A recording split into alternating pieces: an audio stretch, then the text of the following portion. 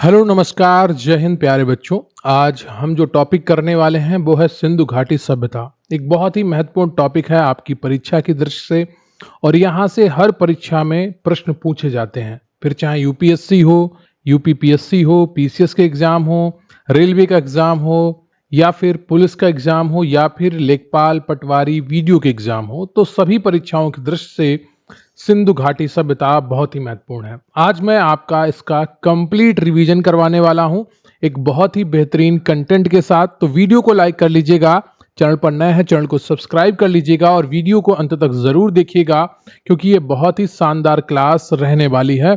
तो चलिए शुरू करते हैं। तो सबसे पहले हम बात करते हैं सभ्यता की खोज और काल निर्धारण की। सिंधु घाटी सभ्यता, जिसे हड़प्पा सभ्यता के नाम से भी जाना जाता है, भारतीय उपमहाद्वीप की सबसे प्राचीन नगरीय सभ्यता है। इस सभ्यता का नामकरण सिंधु नदी और उसकी सहायक नदियों के आसपास इसके प्रमुख स्थलों के पाए जाने के कारण हुआ। हड़प्पा पहला स्थल था जिसकी खोज हुई, इसलिए इसे हड़प्पा सभ्यता भी कहते हैं। तो सिंधु घाटी सभ्यता का एक और नाम है हड़प्पा सभ्यता। भारतीय पुरातत्व सर्वेक्षण एएसआई के महानिदेशक जॉन मार्शल के नेतृत्व में इस सभ्यता की खोज हुई।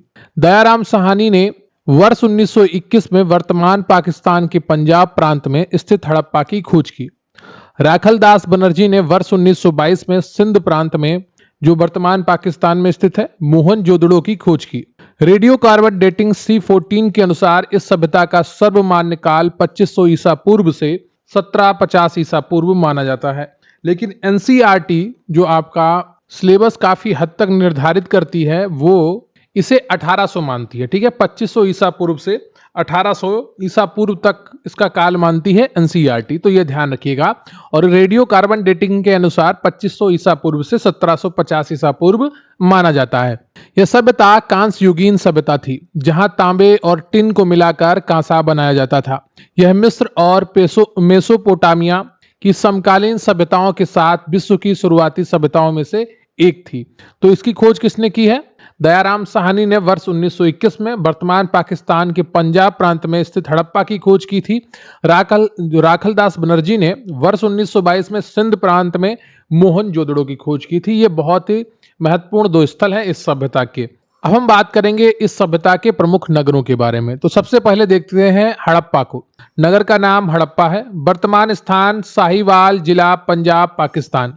नदी रावी नदी के बाएं तट पर यह स्थित था। कौन? हड़प्पा सभ्यता जो है, हड़प्पा नगर, ये रावी नदी के बाएं तट पर स्थित था। यहाँ पर आपको विशाल अन्नागार के कुल 12 कक्ष मिले हैं, श्रमिकों के आवास मिले हैं, कांसे की इक्का गाड़ी मिली है, R37 कब्रिस्तान मिला है, लकड़ी का ताबूत मिला है और पीतल का बना इक्का मिला है। विशेषताएं, सिंधु सभ्यता का पहला खोजा गया यह स्थल है। 2 टीले यहाँ पर मिले हैं, पश्चिमी दुर्ग गढ़ी और पूर्वी जो टीला है वो निचला नगर है। अब हम बात करते हैं मोहनजोदड़ो की। नगर का नाम है मोहनजोदड़ो। सिंधी भाषा में इसे मृतकों का टीला कहते हैं। कई बार परीक्षाओं में पूछा गया है कि मृतकों के टीला के नाम से किसे जाना जाता है, तो मोहनजोदड़ो को जाना जाता है। वर्तमान स्थान की अगर बात करें तो लरकाना जिला सिंध पाकिस्तान में स्थित है, सिंधु नदी के दाहिने तट पर है। प्रमुख अवशेष की अगर बात करें तो विशाल स्नानागार, विशाल अन्नागार, सबसे बड़ा भवन, कांसे की नर्तकी की मूर्ति, पशुपति महादेव की मुहर, सूती कपड़े के अवशेष, कुओं की अधिक संख्या, लगभग 700 यहां पर मिलती है। विशेषताएं अगर बात करें तो सिंधु सभ्यता का सबसे बड़ा स्थल है कौन? मोहनजोदड़ो। बेहतरीन नगर नियोजन और जल निकासी प्रणाली के लिए यह जाना जाता है। अब हम बात करते हैं चौंदड़ो की। नगर का नाम चौंदड़ो है। वर्तमान स्थान सिंध पाकिस्तान है, नदी सिंधु नदी के तट पर। प्रमुख अवशेष, एकमात्र नगर जहां दुर्ग नहीं मिला। मनके बनाने का कारखाना चौंदड़ो से मिलता है। लिपस्टिक के अवशेष मिलते हैं। बिल्ली का पीछा करते हुए कुत्ते के पदचिन्ह भी यहां पर आपको देखने को मिलते हैं। विशेषताओं की अगर बात करें तो यह औद्योगिक शहर था। चूड़ियां और मनके बनाने का प्रमुख केंद्र था। तो कई बार परीक्षाओं में पूछा गया है चूड़ियों का कारखाना, मनके का कारखाना कहां पर मिलता है, तो चौंदड़ो में मिलता है। वर्तमान सिंध पाकिस्तान में ये स्थित है। अब हम बात करेंगे एक और प्रमुख स्थल की, लोथल की। कई बार परीक्षाओं में यहां से प्रश्न पूछे जाते हैं। ये फेवरेट शहर है। वर्तमान स्थान अहमदाबाद, गुजरात, भारत। भोगवा नदी के तट पर वर्तमान साबरमती की एक सहायक नदी थी। प्रमुख अवशेष, कृत्रिम गोदीबाड़ा बंदरगाह यहां पर मिलता है। तो कई बार परीक्षाओं में पूछा गया है कि बंदरगाह के अवशेष कहां से मिले हैं, लोथल से मिलते हैं। चावल के दाने के अवशेष मिलते हैं, अग्नि वेदिकाएं मिलती हैं, युगल समाधान मिलते हैं, आटा पीसने की चक्की के 2 पार्ट और फारस की मुहर मिलती है। विशेषताएं हैं, सिंधु सभ्यता का एक प्रमुख बंदरगाह और व्यापारिक केंद्र कौन था? लोथल था, जो वर्तमान में अहमदाबाद गुजरात भारत में स्थित है, भोगवा नदी के तट पर। अब हम बात करेंगे कालीबंगा की। नगर का नाम कालीबंगा है, इसका अर्थ होता है काले रंग की चूड़ियां। वर्तमान स्थान हनुमानगढ़ जिला, राजस्थान, भारत। नदी घग्गर नदी प्राचीन सरस्वती नदी का मार्ग है। ये घग्गर नदी के किनारे स्थित था। प्रमुख अवशेष यहाँ पर जुते हुए खेत के साक्ष्य मिलते हैं, अग्नि वेदिकाएं मिलती हैं, कच्ची ईंटों के मकान मिलते हैं, बेलनाकार मुहरें मिलती हैं और ऊंट की हड्डियां मिलती हैं। कई बार परीक्षाओं में पूछा गया है कि जुते हुए खेत के साक्ष्य कहां से मिलते हैं, तो कालीबंगा से मिलते हैं। इसे कालीबंगन भी कहा जाता है। काले रंग की चूड़ियां इसका अर्थ होता है। वर्तमान में हनुमानगढ़ जिला, राजस्थान, भारत में ये स्थित है। विशेषताओं की अगर बात करें तो पूर्व हड़प्पा और हड़प्पा दोनों कालों के साक्ष्य यहां पर मिलते हैं। एकमात्र स्थल जहां लकड़ी की नाली के साक्ष्य मिले हैं। अब हम बात करेंगे धोलावीरा की। नगर का नाम है धोलावीरा। ये कच्छ जिला, गुजरात, भारत में स्थित है। किसी नदी के किनारे नहीं है। मानहर और मानसर नदियों के बीच में ये स्थित था। एक तरफ मानहर नदी थी और दूसरी तरफ मानसर। प्रमुख अवशेष यहाँ पर मिलते हैं, त्रिस्तरीय नगर विभाजन, दुर्ग, मध्य नगर और निचला नगर। कई बार परीक्षाओं में पूछा गया है त्रिस्तरीय नगर विभाजन कहां से मिलता है, तो धौलावीरा से मिलता है। दुर्ग होता है, फिर मध्य नगर होता है और फिर निचला नगर। विशाल जल प्रबंधन प्रणाली भी यहीं से मिलती है। स्टेडियम के साक्ष्य मिलते हैं। हड़प्पा लिपि के 10 बड़े अक्षर वाला शिलालेख भी यहां पर मिलता है। विशेषताओं की अगर बात करें तो भारत में सिंधु सभ्यता का दूसरा सबसे बड़ा स्थल, अनूठी जल संचयन प्रणाली भी यहां पर मिलती है। अब हम बात करेंगे वनवाली की, जिसे बनावली नाम से भी जाना जाता है। बनवाली वर्तमान स्थान है फतेहाबाद जिला, हरियाणा, भारत में। प्राचीन सरस्वती नदी के किनारे ये लोकेटेड था। प्रमुख अवशेष की अगर बात करें तो जौ के उत्तम किस्म के अवशेष यहाँ पर मिलते हैं। हल्का खिलौना मिलता है, तांबे के वाणाग्र मिलते हैं और जल निकासी प्रणाली का अभाव यहाँ पर देखने को मिलता है। विशेषताओं की अगर बात करें तो सड़कों पर बैलगाड़ी के पहियों के निशान है। किलेबंदी और निचले शहर के बीच स्पष्ट अलगाव नहीं मिलता है। अब हम बात करेंगे राखीगढ़ी की। राखीगढ़ी हिसार जिला, हरियाणा, भारत में ये स्थित है।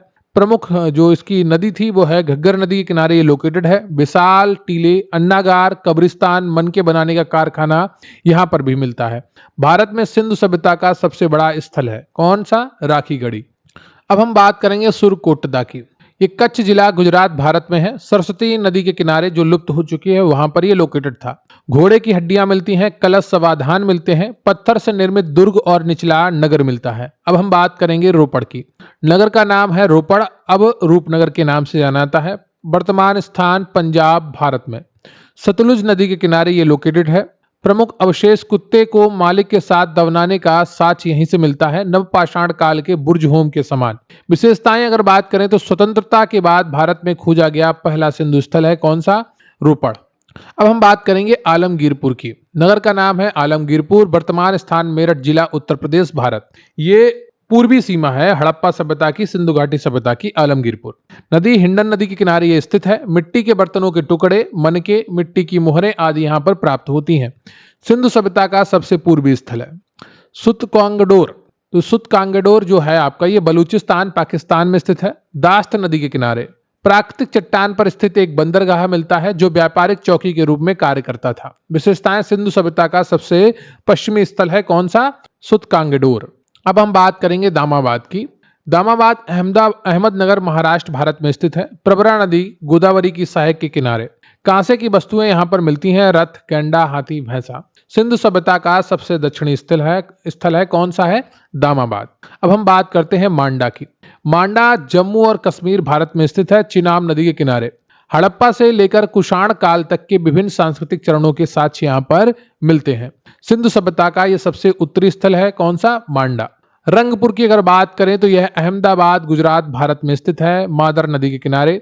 धान की भूसी के ढेर यहां से मिलते हैं। कच्ची ईंटों के दुर्ग यहां पर मिलते हैं, कहां पर? रंगपुर में। हड़प्पा, पूर्व हड़प्पा और उत्तर हड़प्पा, तीनों संस्कृतियों के यहाँ पर साक्ष्य मिले हैं। अब हम बात करेंगे सिंधु घाटी सभ्यता के नगर नियोजन के बारे में, जो कि काफी महत्वपूर्ण है। सिंधु सभ्यता का नगर नियोजन अत्यंत विकसित और सुनियोजित था, जो इसकी एक प्रमुख विशेषता थी। अधिकांश नगर 2 प्रमुख भागों में विभाजित थे, दुर्ग ऊंचा पश्चिमी टीला और निचला नगर पूर्वी टीला। दुर्ग में संभवतः शासक वर्ग या महत्वपूर्ण सार्वजनिक भवन स्थित होते थे। निचले नगर में सामान्य नागरिक रहते थे और यह आमतौर पर बड़ा होता था। सड़कें सीधी थीं और एक दूसरे को लगभग समकोण 90 डिग्री पर काटती थीं, जिससे शहर ग्रिड प्रणाली पर बसा हुआ लगता था। मुख्य सड़कें लगभग 10 मीटर तक चौड़ी होती थीं। प्रत्येक घर में व्यक्तिगत कुआं और स्नानागार होता था, जो स्वच्छता के प्रति उनके उच्च दृष्टिकोण को दर्शाता है। पक्की ईंटों का उपयोग भवन निर्माण में किया जाता था और ईंटों का अनुपात 1:2:4 होता था। घरों के दरवाजे मुख्य सड़क की ओर न खुलकर गली की ओर खुलते थे। अपवाद लोथल में मुख्य सड़क की तरफ भी खुलते थे। मोहनजोदड़ो का विशाल स्नानागार धार्मिक अनुष्ठानों के लिए उपयोग किया जाता था और यह जलरोधी था। स्नानागार के बगल में छोटे कमरे और एक कुआं भी था। अन्नागार एक बड़े पैमाने पर मिले हैं, जैसे हड़प्पा और मोहनजोदड़ो में, जो अधिशेष अनाज भंडारण के लिए थे। उत्कृष्ट जल निकासी प्रणाली इस सभ्यता की अद्वितीय विशेषता थी। घरों की छोटी नालियां मुख्य सड़क की बड़ी नालियों से जुड़ती थीं, जो ढकी हुई होती थीं। सफाई के लिए नालियों में मैन होल भी बनाए गए थे। सार्वजनिक भवनों में सभा भवन और कार्यशालाएं भी शामिल थीं। कुछ नगरों में, जैसे धौलावीरा नगर, 3 भागों में विभाजित था: दुर्ग, मध्य नगर और निचला नगर। अब हम बात करेंगे सिंधु घाटी सभ्यता के आर्थिक जीवन की, जो काफी महत्वपूर्ण है। सिंधु सभ्यता की अर्थव्यवस्था का मुख्य आधार कृषि था। प्रमुख फसलें गेहूं और जौ थीं, जिनके अवशेष बड़ी संख्या में मिले हैं। अन्य उगाई जाने वाली फसलें थीं मटर, तिल, दाल, सरसों और चावल। लोथल और रंगपुर से इनके अवशेष मिलते हैं। फसलें बोने के लिए हल का उपयोग किया जाता था। इसके प्रमाण बनवाली से मिट्टी के हल के रूप में मिले हैं। कालीबंगा से जुते हुए खेत के सबसे पुराने साक्ष्य मिले हैं। सिंधु लोग कपास उगाने वाले विश्व के पहले लोग थे, जिसे यूनानी सिंडोन कहते थे। पशुपालन कृषि के साथ साथ आर्थिक जीवन का महत्वपूर्ण हिस्सा था। प्रमुख पाले जाने वाले पशुओं में कुबड़ वाला बैल, भेड़, बकरी, भैंस और सुअर आदि शामिल थे। कुत्ता और बिल्ली भी पाले जाते थे, जिनके पदचिन्ह चौंदड़ों से मिले हैं। घोड़े के अवशेष सुरकोटदा और लोथल से मिले हैं, लेकिन इसका उपयोग व्यापक नहीं था। शिल्प और उद्योग भी उन्नत अवस्था में थे, जैसे मनके बनाना, चौंदड़ो, धातुकर्म, मिट्टी के बर्तन बनाना। धातुओं में तांबा, कांसा, सोना और चांदी का प्रयोग होता था। लोहा उन्हें ज्ञात नहीं था, तो सिंधु घाटी सभ्यता को लोहा के बारे में ज्ञान नहीं था। तांबा, कांसा, सोना और चांदी का ज्ञान था। तांबा राजस्थान की खेतड़ी खानों से और सोना कर्नाटक से प्राप्त किया जाता था। इस सभ्यता में सिक्के, मुद्रा का कोई प्रमाण नहीं मिला है। व्यापार, वस्तु विनिमय प्रणाली बार्टर सिस्टम पर आधारित था।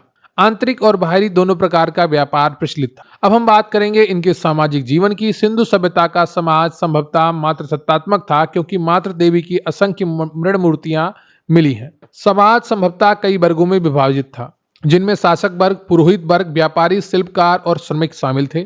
पुरुष और महिलाएं दोनों सूती और ऊनी वस्त्र पहनते थे।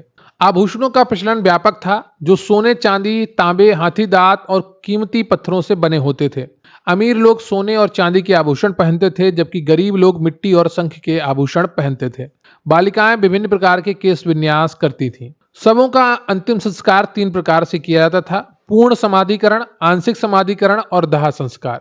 परिवार इकाई का महत्व था और घर आमतौर पर कई कमरों वाले होते थे। हड़प्पा से प्राप्त R37 कब्रिस्तान में व्यवस्थित समाधान के साक्ष्य मिले हैं। धार्मिक विश्वास और मूर्तियों की अगर बात करें तो सिंधु सभ्यता में मूर्ति पूजा का प्रचलन था, लेकिन कोई भी मंदिर नहीं मिला।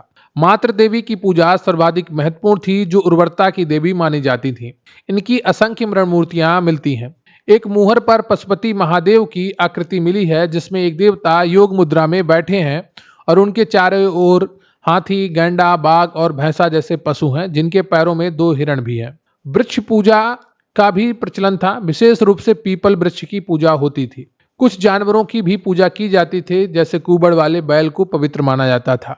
नाग पूजा और लिंग पूजा के भी साक्ष्य मिले हैं। अग्नि पूजा के प्रमाण लोथल और कालीबंगा से मिली अग्नि वेदिकाओं से मिलते हैं। ताबीज का प्रयोग बुरी शक्तियों से बचने के लिए किया जाता था और उनके अंधविश्वास को दर्शाता है। जल को पवित्र माना जाता था, जिसके प्रमाण विशाल स्नानागार से मिलते हैं। मोहनजोदड़ो से मिली एक मुहर पर त्रिमुखी देवता और अन्य प्रतीकों का चित्रण मिलता है। अब बात करेंगे लिपि, लेखन और मोहरों की। सिंधु सभ्यता की लिपि जो है वो भाव चित्रात्मक थी, पिक्टोग्राफिक थी, जिसमें चित्रों और प्रतीकों का उपयोग होता था। यह लिपि आज तक पढ़ी नहीं जा सकी है, जिससे सभ्यता के कई पहलुओं पर स्पष्ट जानकारी का अभाव है। यह लिपि आमतौर पर दाएं से बाएं लिखी जाती थी। बॉस्ट्रोफेडन शैली पहली पंक्ति दाएं से बाएं और दूसरी बाएं से दाएं। इसमें लगभग 400 से 500 मूल्य चिन्ह थे। सिंधु सभ्यता की मोहरें इस सभ्यता की कला और प्रशासनिक व्यवस्था का महत्वपूर्ण स्रोत हैं। मोहरें आमतौर पर टाइट सेल खड़ी से बने होती थीं, लेकिन कुछ तांबे, मिट्टी और हाथी दांत की भी मिली हैं। मोहरें अधिकतर आयताकार या वर्गाकार होती थीं। इन मोहरों पर पशुओं जैसे एक श्रृंगी जानवर, कुबड़ वाला बैल, हाथी, बाघ, गैंडा के चित्र और कुछ लेख लिपि में अंकित होते थे। इन मोहरों का उपयोग संभवतः व्यापारिक उद्देश्यों, वस्तुओं को चिन्हित करने और स्वामित्व को दर्शाने के लिए किया जाता था। सबसे अधिक मोहरें मोहनजोदड़ो से मिली हैं। विज्ञान, गणित व नाप तौल के बारे में। सिंधु सभ्यता के लोग गणित और ज्यामिति के बुनियादी ज्ञान से परिचित थे, जो उनके नगर नियोजन और भवन निर्माण में दिखता है। ईंटों का मानक अनुपात 1:2:4 उनकी गणितीय समझ को प्रमाण देता है। उनके पास एक सुनियोजित नाप तौल प्रणाली थी। तौल के लिए मानक बाटों का उपयोग किया जाता था, जो आमतौर पर घनाकार होते थे। इन बाटों की इकाई 16 के गुणज में होती थी, जैसे 16, 32, 64, 160, 320 इकाई।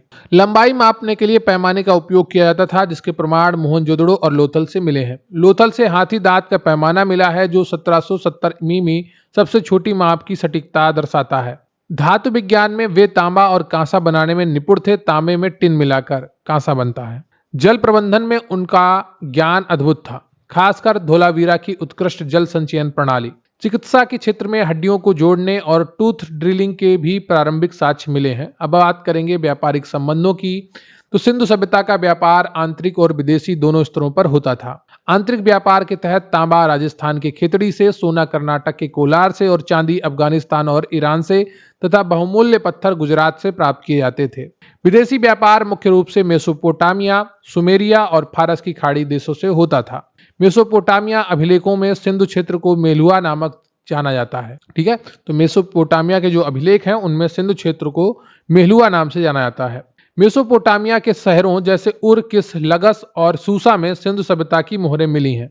ओमान और बहरीन, दिलमुंड से भी व्यापारिक संबंध थे। मुख्य निर्यात वस्तुएं कृषि उत्पाद, गेहूं, जौ, कपास, हाथी दांत के उत्पाद, मनके और लकड़ी थी। मुख्य आयात करने वाली वस्तुएं सोना, चांदी, तांबा, टिन, कीमती पत्थर थे। लोथल जैसे बंदरगाह नगर समुद्री व्यापार में महत्वपूर्ण भूमिका निभाते थे। अब हम बात करेंगे सिंधु घाटी सभ्यता के पतन के कारण।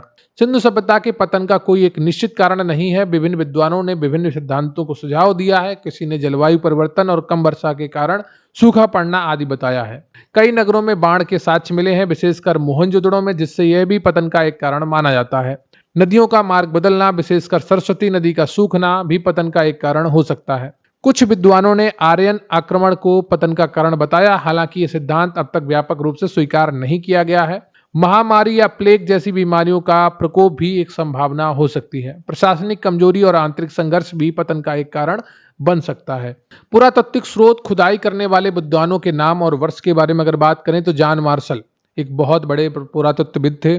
भारतीय पुरातत्व सर्वेक्षण के महानिदेशक थे, जिन्होंने सिंधु घाटी सभ्यता की औपचारिक घोषणा की थी। इन्हें भारतीय पुरातत्व विभाग का जनक माना जाता है। दयाराम साहनी 1921 में हड़प्पा की खोज करते हैं। राखलदास बनर्जी 1922 में मोहनजोदड़ो की खोज करते हैं। एनजी मजूमदार 1931 में चौंदड़ो की खोज करते हैं। एसआर राव 1954 में लोथल की खोज करते हैं। ए घोष 1953 में कालीबंगा की खोज करते हैं। जेपी जोशी 1964 में सुरकोटदा की खोज करते हैं। आरएस बिष्ट 1974 में बनवाली और 1990-91 में धोलावीरा की खोज करते हैं। यज्ञदत्त शर्मा 1953 में रोपड़ की खोज करते हैं और एमएस बत्स हड़प्पा में महत्वपूर्ण खुदाई का कार्य करते हैं। अनरेस्ट मैक मोहनजोदड़ो और चौंदड़ो में खुदाई का कार्य किया इन्होंने। तो ये आपका कंप्लीट होता है हड़प्पा सभ्यता का महामैराथन वीडियो। उम्मीद करता हूँ आपने क्लास को बहुत ही अच्छे तरीके से सुना होगा, देखा होगा, समझा होगा। बताइएगा कि आप किस परीक्षा की तैयारी कर रहे हैं और आपको ये टॉपिक कैसा लगा। क्या आप कोई अन्य टॉपिक भी पढ़ना चाहते हैं तो निश्चित रूप से आप कमेंट में बताइएगा। मैं पूरी कोशिश करूंगा आपके कमेंट्स को पढ़ने की, उनको रिप्लाई देने की और आपके सुझाव और सलाह को सर माथे रखने की। मिलते हैं फिर किसी वीडियो में, तब तक के लिए जय हिंद, जय भारत। वीडियो को लाइक करना और चैनल को सब्सक्राइब करना बिल्कुल भी ना भूलें।